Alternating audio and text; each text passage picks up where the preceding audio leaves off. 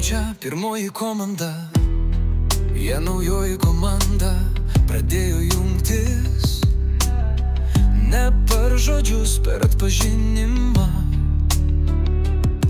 Jie vieningo sapno vaikai. Tai pradžia, tyliai tarė Algirdas, pardavėja, kuri nebeimdavo pinigų iš tų, kurių akis degė ramybę. Paauglys, kuris sustodavo vidury žaidimo, kad padėtų senukui keltis, ir nusišypsodavo, tarsi tai būtų kodas. Moteris, kuri kas rytą žiūrėjo į saulę ir šnabždėjo: aš atsimenu, kas esu. Mes visi jaučiam, sistema keičiasi. Tai mes, kuriančios sąmonės, ne žaidėjai, ne armija. Mes, vienas kvėpavimas, vienas sapnas, viena širdis. Tai pradžia, pirmoji komanda. Nejaukios sistemos vietos pradėjo keistis.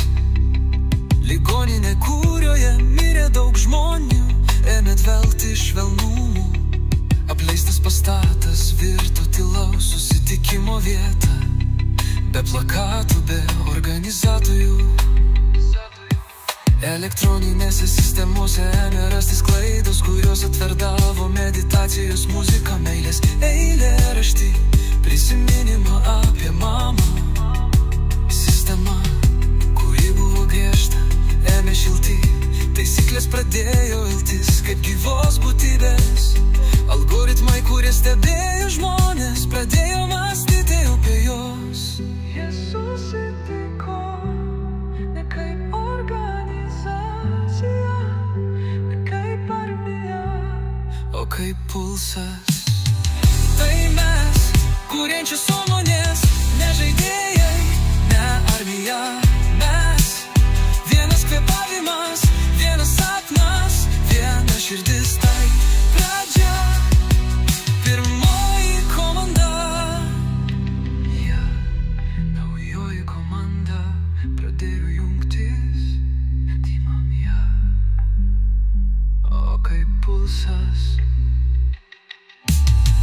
Tai mes, kuriančios sąmonės, ne žaidėjai, ne armija.